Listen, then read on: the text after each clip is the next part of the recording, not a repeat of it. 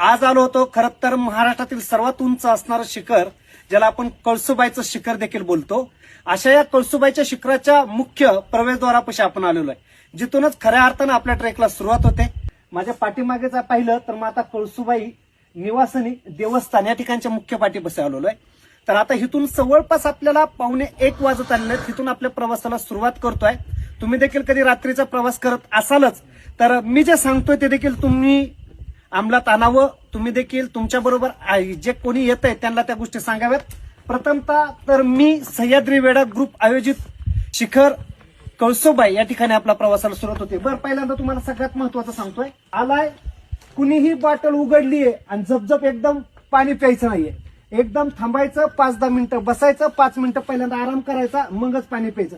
कुणीही मोठा घोट अजिबात घ्यायचा नाही. पहिले एक सांगतोय, जेवढं कमी पाणी पिता येईल तेवढं कमी कमी पाणी, मग तुम्हाला नंतर बॉटल तोंडाला लावली तरी चालेल, पण दम पायला शांत करा, नंतर थोडं. आणि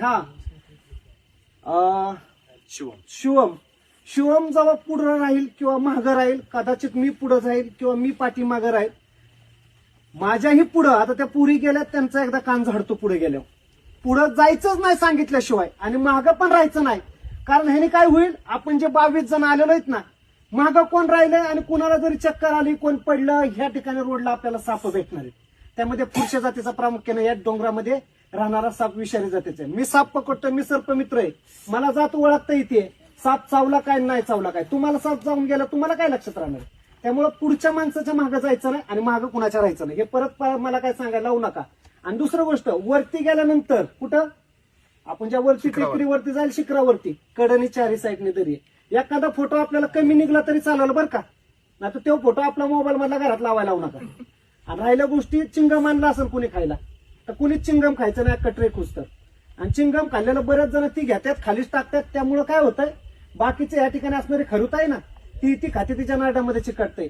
दुसरी गोष्ट, ज्यावेळेस तुम्ही चिंगम चगळत राहता ना, तोंडातली लाळ तुमच्या कमी होते, नंतर तीच चिंगम तुमच्या टाळ्याला किंवा नारड्याला चिकतं. त्यामुळे चिंगम खायचं नाही. वरती गेल्यानंतर मस्त चहाचं साहित्य घेतलेलं आहे, मस्त चहा पिऊ. आणि आता शेवटपर्यंत जसं तुम्ही गाडीमध्ये एका जीवाने आलेला आहे, गाडीतनं उतरल्यानंतर तुम्ही माझे कोण आहेत आणि मी तुमचा कोण आहे हे विसरून जा. पण ज्यावेळेस आपण आता इथं आलो ना, एक आपली फॅमिली, एक कुटुंब झालेलं आहे. आपण प्रत्येकाची काळजी घेणं आपलं काम आहे आणि प्रत्येकाने आपल्या प्रत्येकाबरोबर आलेल्या प्रत्येकाबरोबरची काळजी घ्यायची. ठीक आहे, तुम्ही माझ्या घरातले आहेत, मी तुमच्या घरातला आहे, असं प्रत्येक जण आपण आता एक कुटुंब झालेलं आहे. आपल्यातला प्रत्येक जण जो वरती जाईल ना, तो त्याला पण आपण खाली आणायचं. नवीन काय आता सांगायची गरज पडणार नाहीये. छत्रपती शिवाजी महाराज की जय. धर्मवीर छत्रपती संभाजी महाराज की जय. हर हर महादेव.